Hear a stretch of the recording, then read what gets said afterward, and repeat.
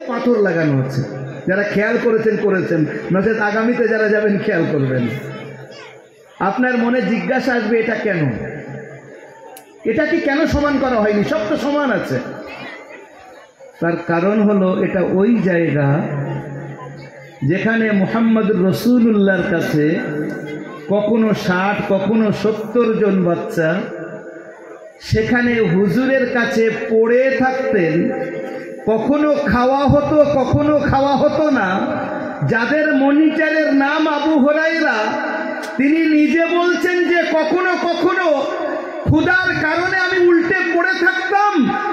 মানুষ মনে করত যে আমার মির্গি হয়েছে, তখনকার মির্গির ঔষধ মনে করা হতো ঘাড়ের উপরে পা তুলে দেওয়া। অনেকে আমার ঘাড়ে পা তুলে দিত। খোদার কসম আমার কোনো মির্গি ছিল না, ক্ষুধার তাড়নায় আমি উল্টে পড়ে থাকতাম।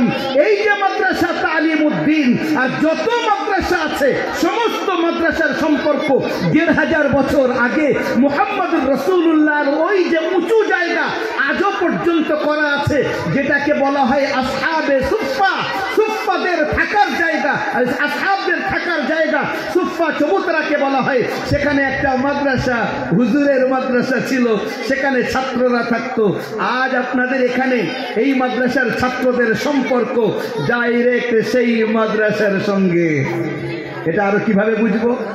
এটাকে আরো পরিষ্কার করে যদি বুঝতে চাই, যারা এখানে কোরআন পড়াচ্ছেন, হাদিস এখানে হয় না, অন্য মাদ্রাসায় হয়, কিন্তু হাদিসের কথা নিচের কিতাবের মধ্যে আছে।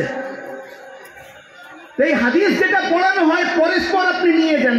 মনে করেন আমি হাদিস পড়েছি, আমার পাশে বুজুর্গ আলিম আপনাদের এলাকার মাশাআল্লাহ কাসিমি আলিম, উনি ওনার যিনি শেখ, আমারও তিনি শেখ হযরত মাওলানা নাসির আহমদ খান সাহেব রহমতুল্লাহ আলাইহি দারুল দেওবন্দে যিনি শেখুল হাদিস ছিলেন। আমরা বুখারী শরীফ পড়েছি তার কাছ থেকে, তিনি পড়েছেন সৈয়দ হুসাইন আহমদ মাদানী রহমতুল্লাহ আলাইহির কাছ থেকে, তিনি পড়েছেন শেখুল হিন্দ মাওলানা মাহমুদুল হাসান রহমতুল্লাহ আলাইহির কাছ থেকে, তিনি পড়েছেন হযরতে কাসিম নানতভী রহমতুল্লাহ আলাইহির কাছ থেকে, তিনি পড়েছেন শেখ আব্দুল গনি মুজাদ্দিদির কাছ থেকে, তিনি পড়েছেন শাহ মোহাম্মদ ইসহাকের কাছ থেকে, তিনি পড়েছেন আপনার শাহ আব্দুল আজিজ মুহাদ্দিস দেহলভির কাছ থেকে, তিনি পড়েছেন শাহ ওলিউল্লাহ মুহাদ্দিস দেহলভির কাছ থেকে, তিনি পড়েছেন শেখ আবু তাহির আল মাদানির কাছ থেকে। ওনার পর থেকে তিরমিজি পর্যন্ত পরিষ্কার রয়েছে কিতাবের মধ্যে। তারপর থেকে যেটা নেই সেটা আমি বলে দিচ্ছি। উনি পড়েছেন ইমামে তিরমিজি পড়েছেন ইমামে বুখারীর কাছ থেকে, বুখারী পড়েছেন মক্কি ইবনে ইব্রাহিমের কাছ থেকে, মক্কি ইবনে ইব্রাহিম ওই হাদিস পড়েছেন নিজের উস্তাদ হযরতে ইমামে আবু হানিফা রহমতুল্লাহ আলাইহির কাছ থেকে, ইমামে আবু হানিফা ওই কিতাব বা ওই হাদিস পড়েছেন নিজের উস্তাদ হাম্মাদের কাছ থেকে, তিনি পড়েছেন ইব্রাহিম নাখঈর কাছ থেকে, তিনি পড়েছেন আলকামার কাছ থেকে, তিনি পড়েছেন ইবনে মাসউদের কাছ থেকে, আর তিনি পড়েছেন মুহাম্মদুর রাসূলুল্লাহ সাল্লাল্লাহু আলাইহি ওয়াসাল্লামের কাছ থেকে। বুঝতে পারলাম বিষয়টা। আমরা আমাদের যে সম্পর্কটা কার সঙ্গে, এখানে কলকাতা ইউনিভার্সিটি পর্যন্ত গিয়ে ক্ষান্ত না। কেউ যদি এটা বলে যে এটা হযরত ঈসা বলেছেন, আপনি তাকে প্রশ্ন করেন ঈসা বলেছেন, সনদটাকে মুত্তাসিল করো, ঈসা কাকে বলেছেন আলাইহিস সালাম, তিনি কাকে বলেছেন, তিনি কাকে বলেছেন, লাস্ট আপনি কোথা থেকে শুনেছেন?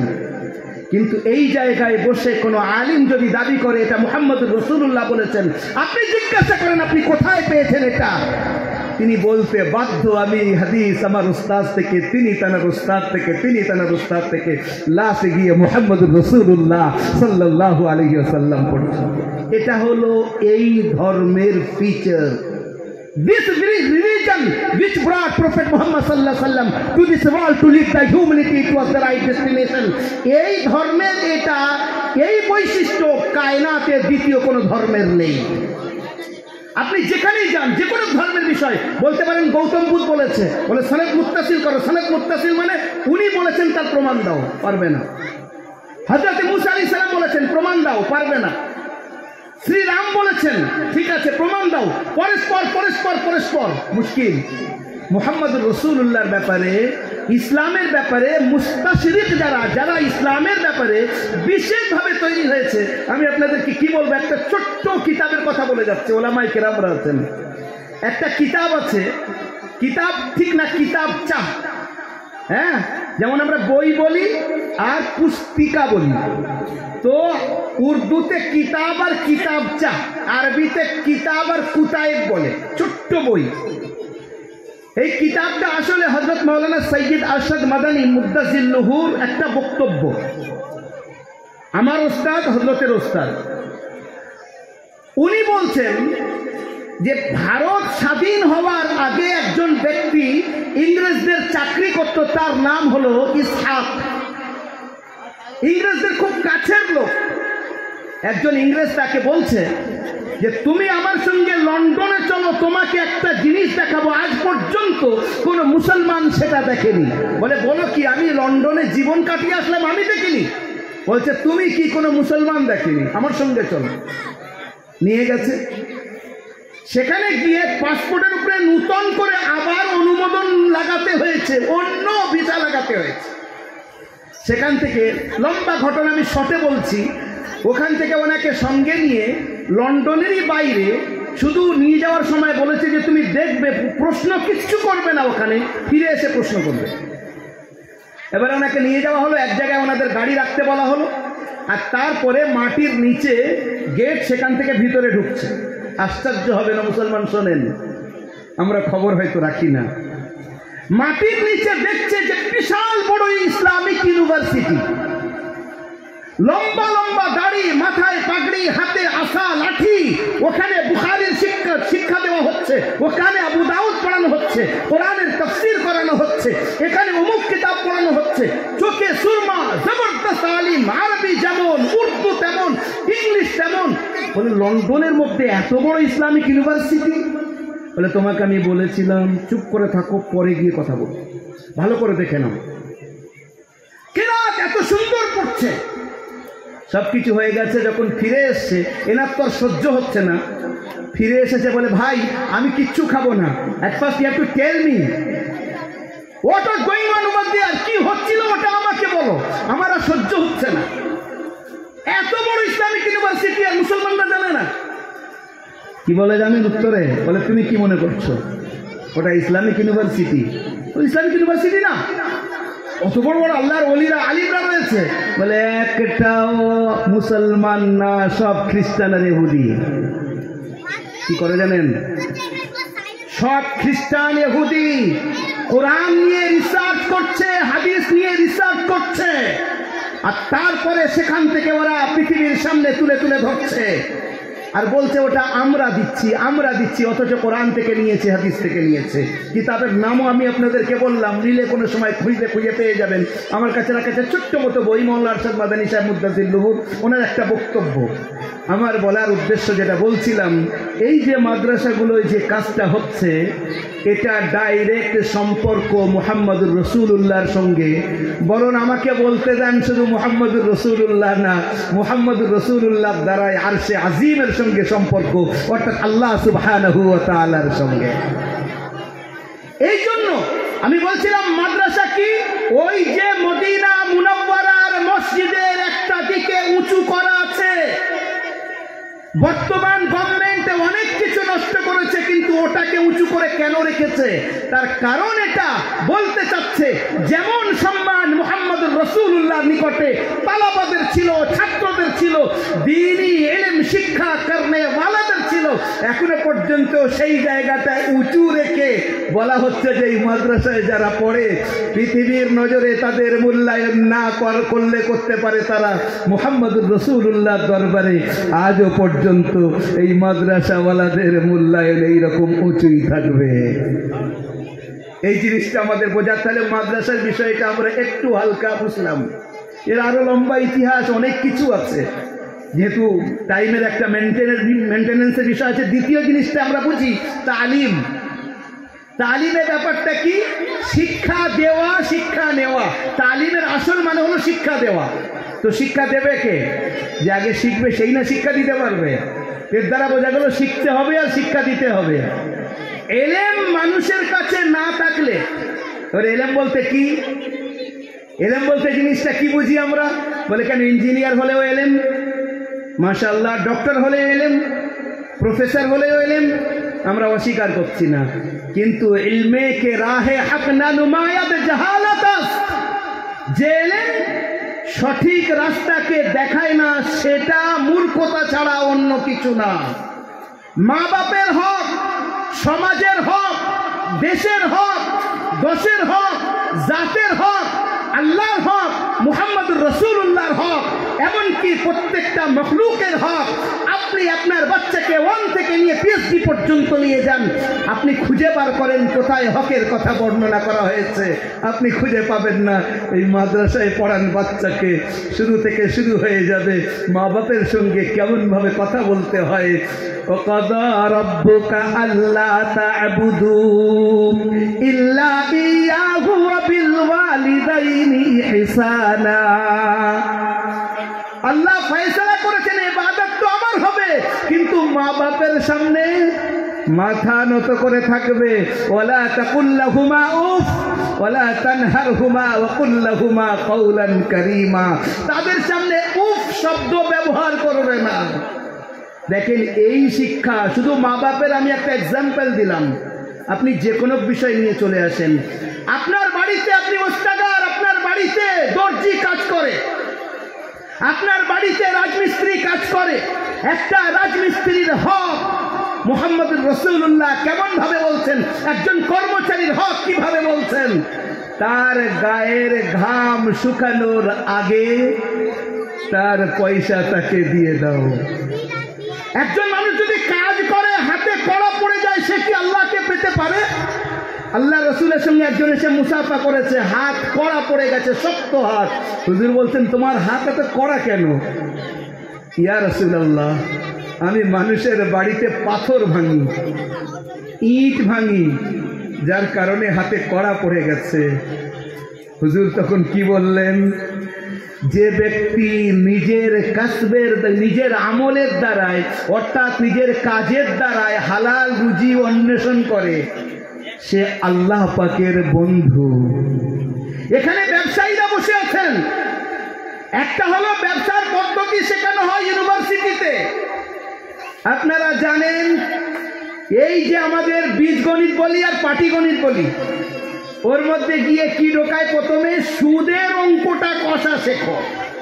ঠিক বলছি না ভুল বলছি? যারা এই লাইনে আছেন জানেন সুদ কিভাবে দিতে হবে, কষতে হবে।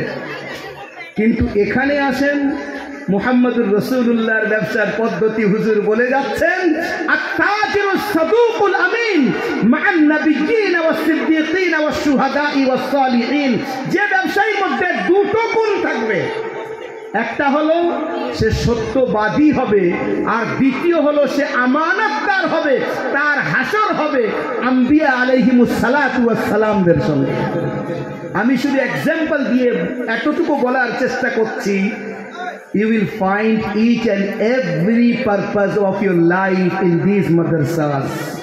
এই সমস্ত মাদ্রাসার মধ্যে আপনার দুনিয়া এবং আখিরাতের ভালাই। আপনি বলবেন, হুজুর দুনিয়ার ভালাই কোথায় হচ্ছে? এখানে দুনিয়ার ভালাইয়ের বিষয়টা একটু ভালো করে বুঝি। আরবপতি মানুষ BMW গাড়িতে যাচ্ছে, বসে আছে, ড্রাইভারকে বলেছে, এই নে তুই 500 টাকা নে বা 200 টাকা নিয়ে গিয়ে হোটেল থেকে খেয়ে আয়, আমার জন্য 2টো মুড়ি নিয়ে আসবি। জানি তো, 2 টাকার বা 5 টাকার 2 টাকার মুড়ি নিয়ে চলে আসবি, আমি একটু মুড়ি খেয়ে পানি খেয়ে নেব, আর তুই যা মটন বিরিয়ানি খা। তাহলে পয়সা থেকেও এ বেচারা কিছু খেতে পাচ্ছে না, আর একজন খাচ্ছে। তাহলে পয়সাই আসল না, আসল বিষয় হলো এই ভিতরের শান্তিটা। একটু খুলে একটা কথা আপনাদেরকে বলি। লখনৌতে একজন বুজুর্গ ছিলেন, এখনো তিনি বর্তমানে মহারাষ্ট্রে থাকেন, হযরত মাওলানা সাজ্জাদ নু'মানী মুদ্দাজিল্লুহু। ওনার কাছে খবর এসেছে যে একজন বড় সায়েন্টিস্ট, বিজ্ঞানী, তিনি ক্যালিফোর্নিয়া থেকে এসেছেন, ইসলাম সম্পর্কে আপনার কাছে কিছু জিজ্ঞাসা করতে চান। উনি বললেন, it's a golden opportunity for me. এটা সুবর্ণ সুযোগ, আমি তো ইসলামকে প্রচারের এইরকম সুযোগই চাই। বলছে, হুজুর উনি প্রশ্ন করতে আসছে, আপনি প্রচারের কথা বলছেন, বলে আসতে দাও। টাইম দিয়ে দিলেন। দ্বিতীয় দিন সকালবেলা উনি দেখছেন অফিসে বসে আছেন। খাদিম বলল যে, হুজুর একজন এসেছেন, তার গায়ে গেরুয়া কাপড় আর পরাও গেরুয়া কাপড়, দেখে মনে হচ্ছে বৌদ্ধ ধর্মের কোনো ভিক্ষু। উনি আসলেন, ইনি বললেন, হ্যাভ আ সিট। এইবারে বলছেন তা আমি মনে করছিলাম কোনো সায়েন্টিস্ট আসবে, তো তোমরা কাকে নিয়ে এসেছো? বৌদ্ধ ধর্মের কোনো গুরুকে, ভিক্ষুকে? বলছে হুজুর উনি তো আসলে সায়েন্টিস্ট। উনি আশ্চর্য হলেন, উনি জিজ্ঞাসা করছেন আপনি বৌদ্ধ ধর্মে কবে দীক্ষা নিয়েছেন? বলে মাস 6 হয়েছে। এবারে শোনেন আল্লাহ পাকের রহমত কি, ইসলাম কত খুবসুরত জীবন বিধান, এটাকে দেখি। একটা তো আমাদের বাপদাদারা মুসলমান, তাই মুসলমান হয়ে আছি। আল্লাহর হাবিবকে আল্লাহ পাক কি বলছেন? আমি এই দিনের দিকে, এই ধর্মের দিকে তোমাদেরকে ডাকছি।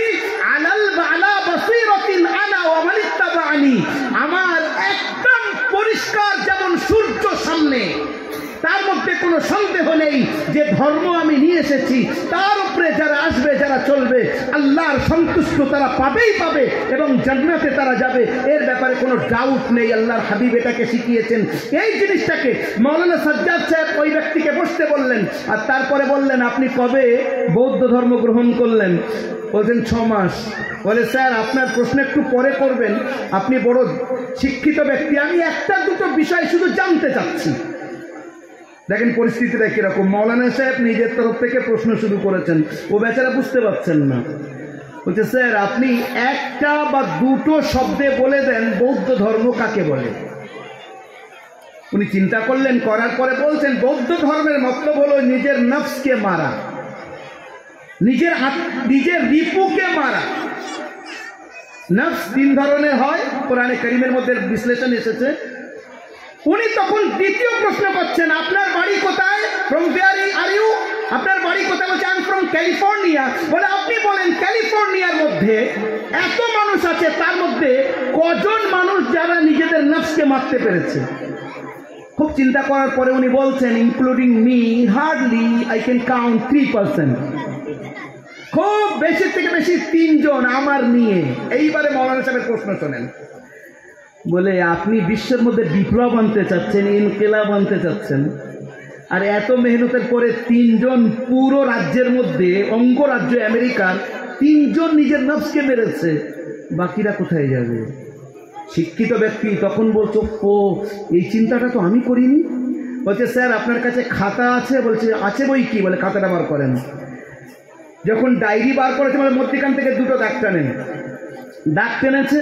বলে আপনার যা যা পছন্দ, আপনি যা যা ভালোবাসেন, যে সমস্ত চারিত্রিক দিক ভালোবাসেন, আমাকে বলতে হবে না, আপনি লিখে যান। উনি মাথা নিচু করে লিখছেন জনগণের সেবা, আল্লাহর ইবাদত, গরিবের পাশে দাঁড়ানো, এতিমের মাথায় হাত রাখা, হ্যাঁ সব একদিক করে লিখে যাচ্ছে। মৌলানা সাহেব কিছু জানেন না, ও বলছেন না। লেখা হয়েছে 10 মিনিটে লেখা হয়ে গেছে। বলছে এবার পরের যে কলমটা আছে তাতে লেখেন আপনি যেগুলো পছন্দ করেন না, যেমন অহংকার, পরনিন্দা, উনি লিখে যাচ্ছেন পরনিন্দা, তারপরে জেনা, মিথ্যা, উনি লিখে যাচ্ছেন। কমপ্লিট হয়ে গেছে 20 মিনিটে। বলছে এবার আমি বলছি, আমি বলবো যেগুলো পছন্দের মধ্যে যদি আপনার হয় তো আপনি সেগুলোকে টিক লাগাবেন। ইনি বলে যাচ্ছেন, উনি টিক লাগিয়ে লাগিয়ে যাচ্ছেন। আশ্চর্য হচ্ছেন যে আমি তো এনাকে বলিনি, আর আমি লিখেছি সেইগুলো উনি কি করে বলে দিচ্ছেন। আর তারপরে বাড়তিও ইনি কিছু বলেছেন, সেগুলো উনি লিখে নিলেন। বলছে এবারে যেগুলো অপছন্দ সেগুলো বলছি, যদি আপনি লিখেছেন যেগুলো, সেগুলো যদি তার মধ্যে থাকে তো গোল দাগ দেন। আমি শর্টে বলছি, ইনি বলে দিয়ে যাচ্ছেন একদিক থেকে, উনি গোল দাগ দিয়ে দিয়ে যাচ্ছেন। বলছে আপনি তো আশ্চর্য, আমি আপনাকে বললাম না, আপনি কি করে বলে দিলেন এই সমস্ত জিনিস? বলছে এটাই তো আসলে ধর্ম, এই রকম হওয়া উচিত না? বলে হ্যাঁ এটাই তো ধর্ম হওয়া উচিত। মানুষের মধ্যে এই ভালো গুণগুলো যদি আসে তো আর কোন রকম ফাসাদ থাকবে না, মানুষ মানুষে পরিবর্তন হয়ে যাবে। বলছে এটার নাম হলো ইসলাম, এটারই নাম হলো ইসলাম। তখন সেই সায়েন্টিস্ট বলছে মাওলানা সাহেব আমি এখন কোনো কথা বলছি না, আমি বাড়ি ফিরে যাই, কিছুদিন পরে আপনার সঙ্গে কথা হবে। বাড়ি ফিরে এসেছে, কয়েক মাস পরে মাওলানা সাহেবকে ফোন করছে, বলছে এখন আমি ক্যালিফোর্নিয়ার মার্কাজে বসে আছি, কিছু আজকের জুমার দিন কিছু আগে আমি কালিমা পড়ে মুসলমান হয়ে গেছি। শুধু তাই না, উনি বলছেন যে সামনে রমজান মাসে আপনি মদিনাতে আসেন, আমি যাচ্ছি, ওখানে দেখা হবে। মদিনাতে ফিরে ওই লোক এসেছেন, মাওলানা সাহেব গিয়েছেন, বলে হুজুর এই বছরে আল্লাহর ফজল ও করমে আমি 15 পারা কোরআনের হিফজ করে নিয়েছি। মনসা বলছে ভাই আপনি নামাজ পড়েন, আমি আপনার পিছনে নামাজ পড়বো। বলছে আপনি এত বড় আলিম, আমি সাধারণ মানুষ, আমি কি করে নামাজ পড়াবো? বলছে ভাই আপনার বয়স খুব ছোট, খুব কম। কেন? আল ইসলামু ইয়াহদিমু মা কানা ক্বাবলা, লা ইলাহা ইল্লাল্লাহ মুহাম্মাদুর রাসূলুল্লাহ যে পড়লো, আগে পড়েনি, প্রথম পড়েছে, বিগত জীবনের এই বাম দিকের আমলনামা পরিষ্কার হয়ে গেছে। তো আপনার জীবন ছোট, আপনার গোনা নেই বললে চলে, আমি তো পুরাতন মুসলমান, জানি না কত গোনা পড়ে আছে। ভাই আমার, আপনি নামাজ পড়ান আপনার পিছনে, আমি নামাজ পড়তে চাই। ওই ব্যক্তির 4টে ছেলে আলিমে দ্বীন হয়েছে, আর পুরো আমেরিকা মহাদেশ 2টো, উত্তর এবং দক্ষিণ, সেখানে তারা ইসলাম প্রচার প্রসারের কাজ, দ্বীনের কাজ এইভাবে তারা করে চলেছে, নিজেদেরকে ওয়াক্ফ করেছে। আমার বলার উদ্দেশ্য যেটা, একটা হলো তালিম আর একটা হলো দ্বীন। এলেম যার কাছে থাকবে সে সত্য মিথ্যার পার্থক্য বুঝতে পারবে। জ্ঞান যার কাছে থাকবে, উল্টো পাল্টা কথা কেউ বললে সে মানবে না, সে যাচাই করবে। والذين إذا ذكروا بآيات ربهم لم يخروا عليها صما وعميانا।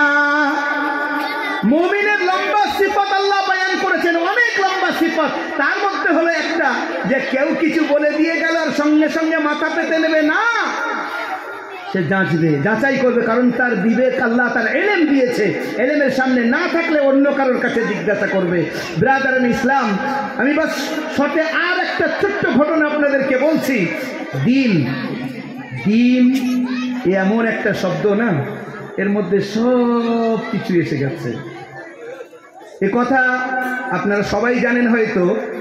আমরা একটা বলি কি, দ্বীন মুহাম্মদুর রাসূলুল্লাহ এনেছেন, এটাই না বলি? Deen, Islam, not a new religion which brought Prophet Muhammad sallallahu alaihi wasallam, কোন নতুন ধর্ম না। দিন সমস্ত নবীদের একই ছিল।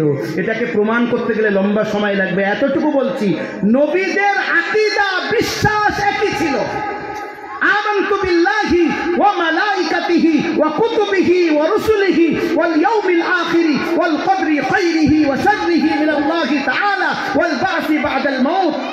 এই হলো পরিপূর্ণ দিন। আমি ঈমান এনেছি আল্লাহর উপরে, ফেরেশতাদের উপরে, সমস্ত রাসূলের উপরে, কিতাবের উপরে, আখিরাতের উপরে, ভালো মন্দ যা কিছু হয় আল্লাহর তরফ থেকে তার উপরে। সমস্ত নবীরা এই কথা বলেছেন। আপনি প্রশ্ন করবেন তাহলে পার্থক্য কি এই দিন আর ওই কথার মধ্যে? তার পার্থক্য আমি শুরুতে একটা আয়াত পড়েছি আপনাদের সামনে, আল ইয়াউমা আকমালতু লাকুম দীনাকুম ওয়া আতমামতু আলাইকুম নি'মাতি ওয়া রাদিতু লাকুমুল ইসলাম দীনা। আমার মেহবুব, আজ আমি এই দিনকে কমপ্লিট করে দিয়েছি, আগে কমপ্লিট করিনি। আগে 10 টাকা, 100 টাকার মধ্যে 10 টাকা যাকাত দিতে হতো হযরত মুসা আলাইহিস সালামের যুগে। আগে কুরবানি করলে খাওয়ার অনুমতি ছিল না, পাহাড়ের উপরে রেখে আসতে হতো, আগুন এসে জ্বালিয়ে দিত। আগে পানি না থাকলে তায়াম্মুমের অনুমতি ছিল না, পানি দিয়েই গোসল ওযু করতে হবে। এই উম্মতের দ্বারায়, আমাদের আকার দ্বারা এই উম্মতের উপরে আল্লাহ পাক দিন কমপ্লিট করে দিয়েছেন।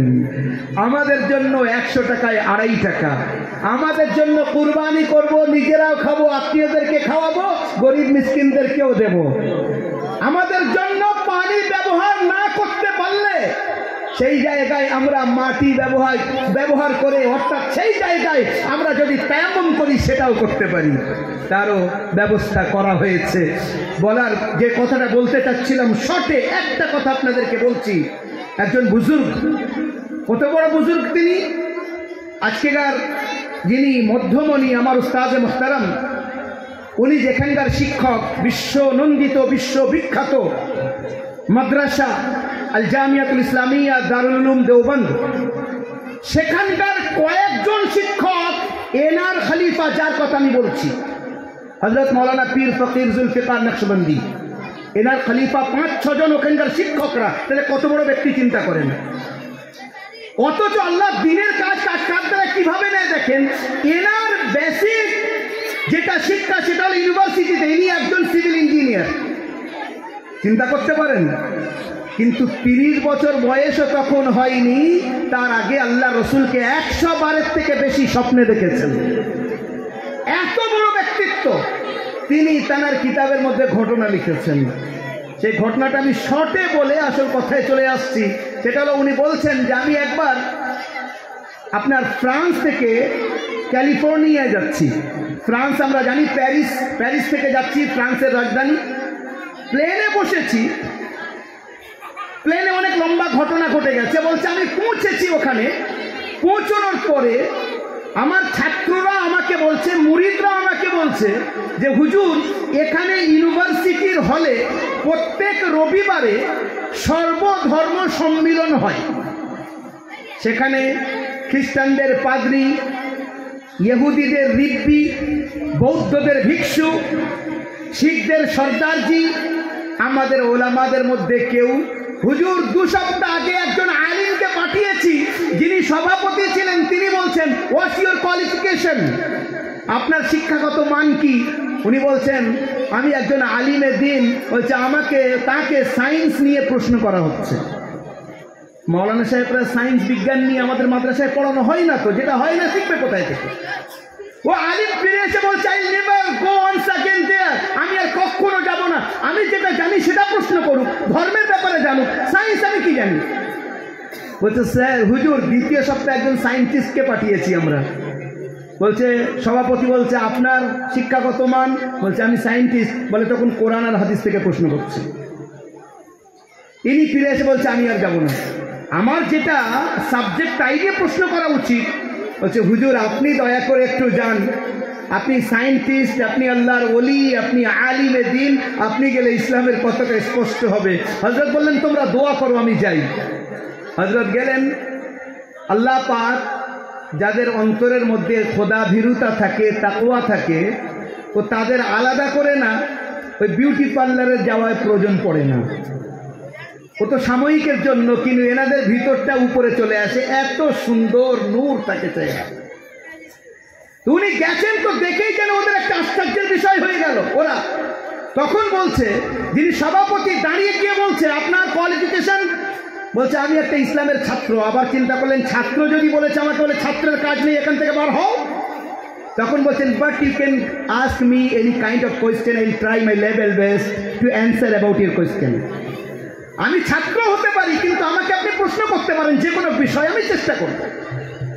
এইবারে প্রশ্ন আসছে, কোরআন থেকে উত্তর দিচ্ছে, হাদিস থেকে উত্তর দিচ্ছে, সায়েন্স থেকে উত্তর দিচ্ছে। বলে ইনি বলছিলেন ছাত্রের বাবা এসে গেছে। এবারে তারপরে ওই সপ্তাহটা তো যেভাবে গেল, যাওয়ার সময় আমার এইটা মূল টার্নিং পয়েন্ট, যেটা আপনাদেরকে বলতে চাচ্ছি। যাওয়ার সময় হযরত বলছেন, আগামী সপ্তাহে কি নিয়ে আলোচনা হবে? তার উত্তরে সভাপতি সাহেব বলছেন, আপনি বলে দেন। বলছে আগামী সপ্তাহে স্যার আলোচনা হোক, প্রত্যেকটা ধর্মওয়ালা নিজের ধর্মীয় কিতাব যে ভাষায় অবতীর্ণ হয়েছে সেই ভাষায় পড়ে শোনাবে। ওইটা লিখে নেওয়া হলো। হযরত ফিরে এসেছেন, মুরিদরা জিজ্ঞাসা করছে, হুজুর খবর কি? বলছে বাবা ও যা হয়ে গেছে গেছে, এই সপ্তাহে হবে, দোয়া করো তোমরা। এবারে 2য় সপ্তাহে হযরত যখন গেলেন, সভাপতি সাহেবকে বললেন, আপনি ওটা পড়ে শোনান।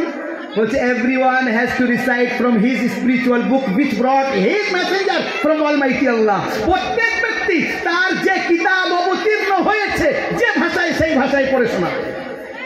আগে কে পড়বে? বলে খ্রিস্টান। দাঁড়িয়ে গেছে, পড়ছে কোন ভাষায়? সে ওই ইংরেজি ভাষায় পড়ছে। এবার উনি বলছেন, এই অবজেক্ট হিয়ার, প্রফেট ঈসা আলাইহিস সালাম উনি কি ইংরেজি ভাষায় নিয়ে এসেছিলেন? মনি সাহেব যে এইরকম প্যাচে ফেলবে ওরা ভাবতেও পারিনি। চুপচাপ, আমরা গোদা বাংলায় বলি থ হয়ে যাওয়া, চুপচাপ দাঁড়িয়ে আছে। একজন ইহুদি দাঁড়িয়ে বলছে, তুমি বসো, আমি উত্তর দিচ্ছি। তারপরে সে বলছে, বলে আমাকে বলতে দেন, মৌলানা সাহেব যে কথা বলেছেন, কোন কিতাব তার পরিবর্ধন হয়নি, আর যে ভাষায় অবতীর্ণ হয়েছে সেই ভাষায় আছে, তার মধ্যে একটু এদিক ওদিক হয়নি। আমি ইহুদি হয়েও বলতে বাধ্য হচ্ছি, পৃথিবীর মধ্যে একটাই মাত্র কিতাব আছে, সেটার নাম হলো আল কোরআন, যার একটা অক্ষর এদিক ওদিক করার ক্ষমতা কারণ নেই। এর নাম হলো আল কোরআন। সেই কোরআন দ্বীনের অপর নাম, তালিমুদ্দিন, তালিমুল কোরআন। কোরআনে করিম পুরো দিনের নির্যাস, তার বিশ্লেষণ আপনি দেখবেন, যত হাদিস, তার বিশ্লেষণ যত ফিকা, যত কিছু চলছে। বাস লাস্ট একটা কথা আপনাদের বলে আপনাদের কাছে একটা তাকাদা রাখবো, সেটা হলো আপনারা জানেন ভারত স্বাধীন করার পূর্বে আমাদের বুজুর্গানে দিনরা যে মেহনত করেছিলেন, তার মধ্যে একজন বুজুর্গ ছিলেন হযরত মাওলানা শেখুল হিন্দ মাওলানা মাহমুদুল হাসান দেওবন্দি রহমতুল্লাহ আলাইহি। ওনার ইন্তেকালের পরে একটু কথাটা শুনবেন, আমি প্রায় জায়গায় বলি, আপনাদেরকেও বলছি।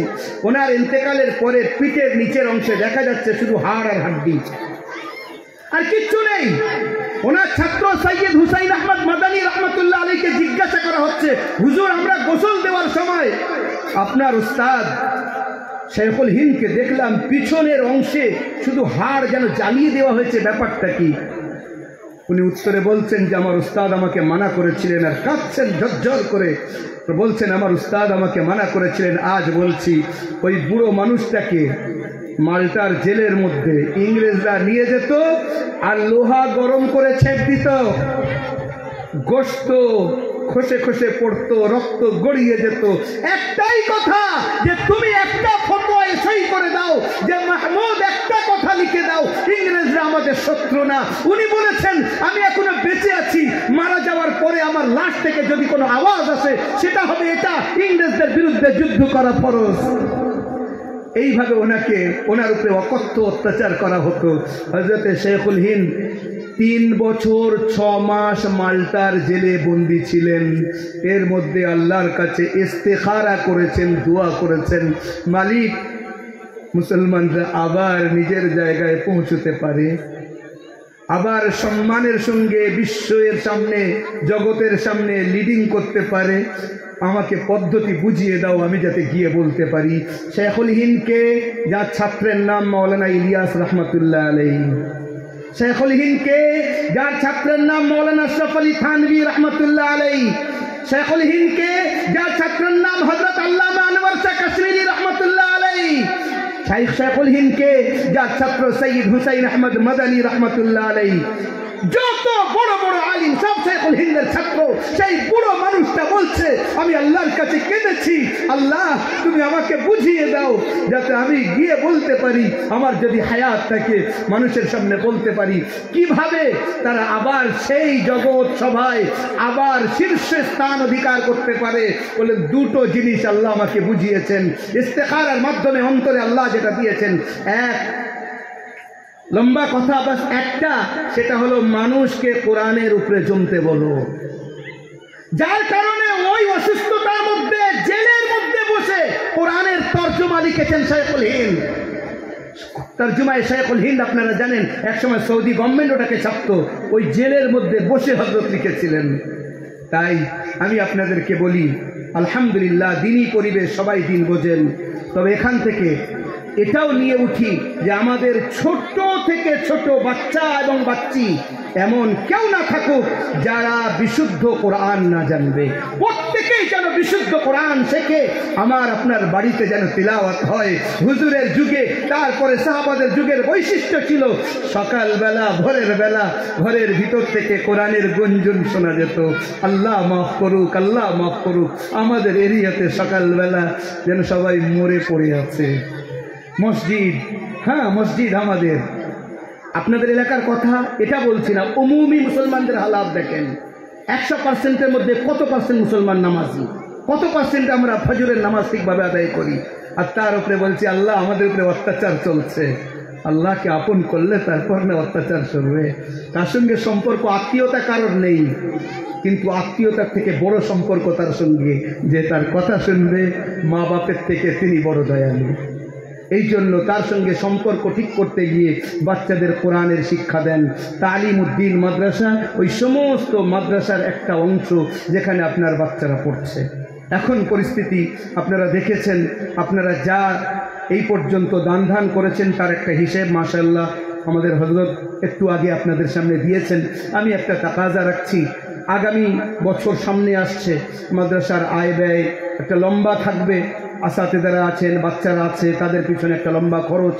এখন ভাই এই মাদ্রাসা আপনারা দিনের সম্পর্কে আলহামদুলিল্লাহ যথেষ্ট সুন্দর বোঝেন, এই নিয়ে বলার কিছু নেই।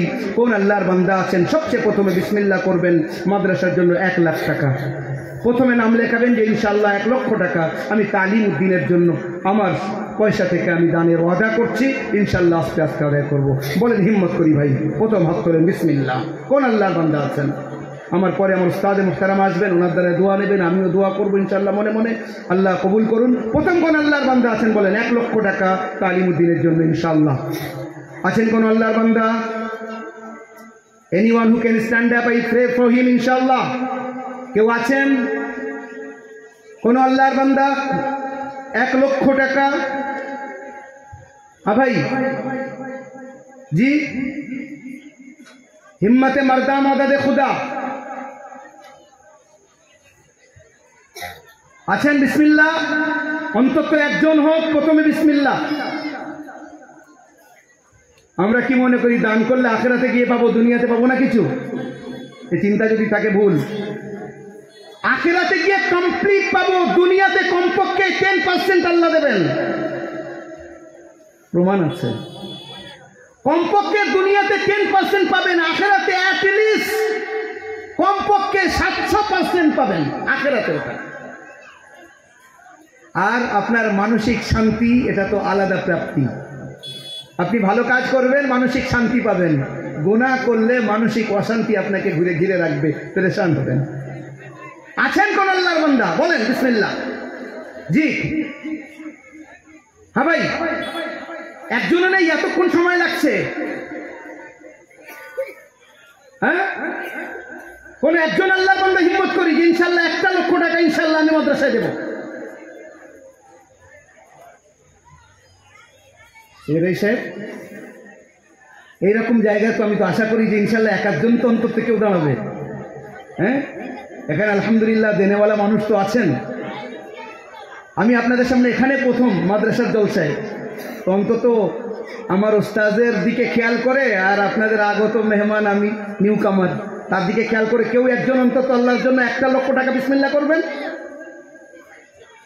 একজন অন্তত। জি ভাই, আচ্ছা ঠিক আছে, 50, একে যদি না হন 50।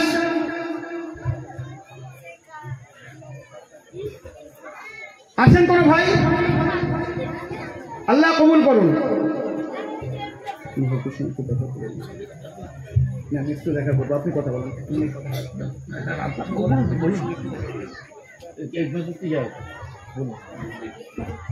দেখা করবো।